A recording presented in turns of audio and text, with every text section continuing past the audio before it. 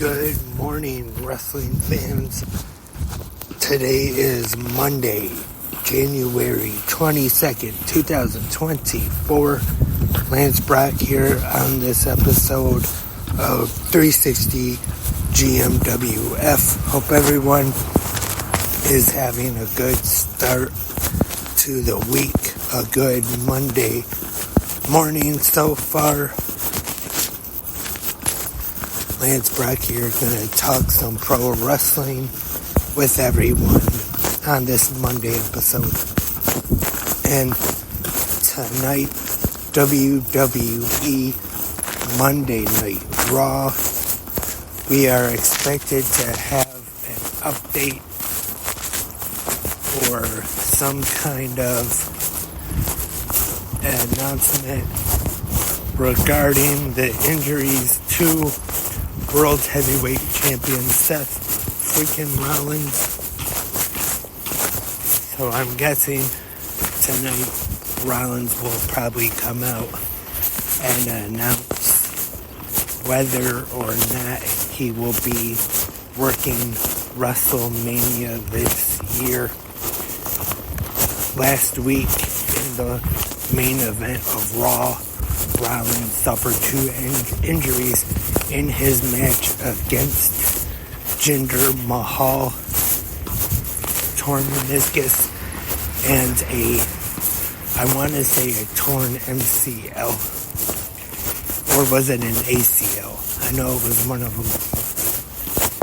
And before I left the house just now, a little bit ago, usually on a Monday, as usual, I was listening to the McGuire Wrestling podcast. He was talking to Dave Meltzer of the Wrestling Observer. He says, wrestlers have worked with this injury before in the past, but what Seth Rollins has to ask himself two questions. Does he want to go ahead and work WrestleMania this year?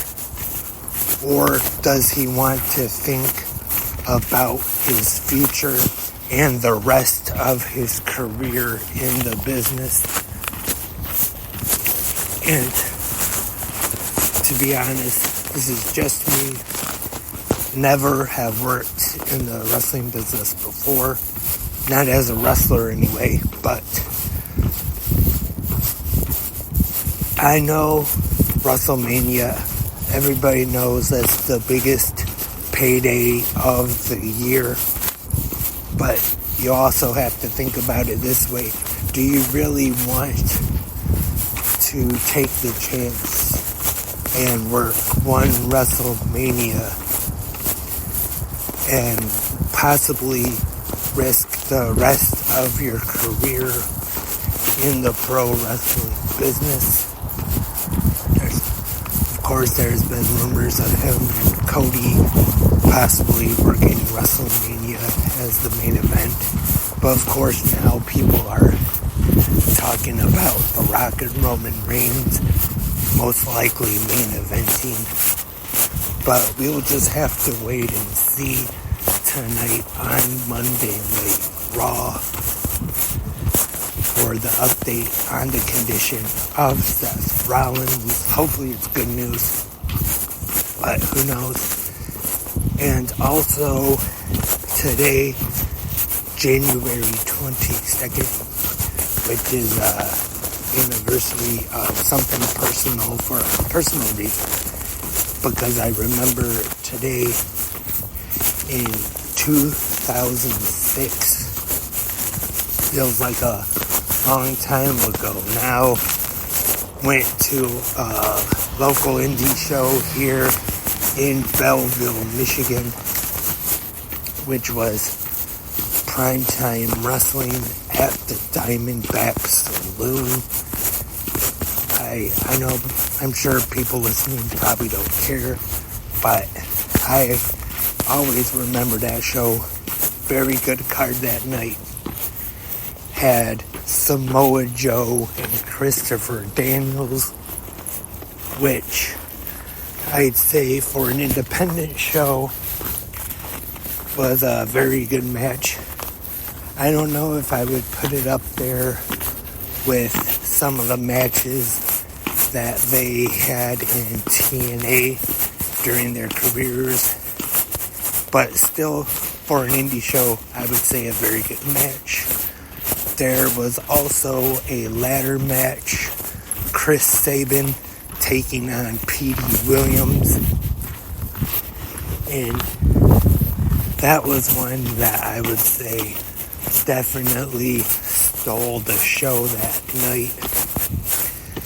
Also, the Monster Abyss was in action, taking on Team Canada member at the time, A1, which I remember kind of being surprised at the time, because of course at that time Abyss was one of the top heels in TNA wrestling, but that night he ended up working a babyface, which at the time anyway was one of the first times I actually remember seeing Abyss work as a babyface. And then of course also had some of the top independent talent here in Michigan, Gutter, Eddie Venom, CK3, amazing Nate Manson, who has been a guest on 360 Wrestling Fanatic in the past. If any long-time 360 Wrestling Fanatic listeners remember amazing Nate being on the podcast. But definitely very good show.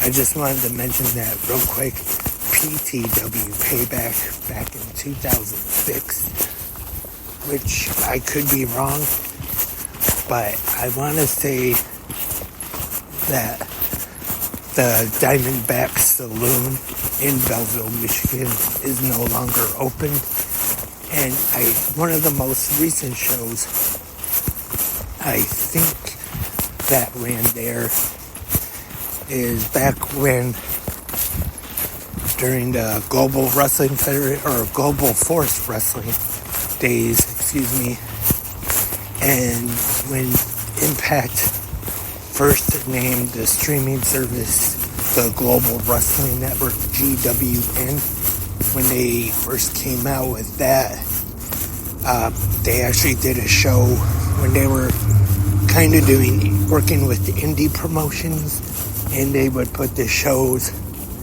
on the streaming service.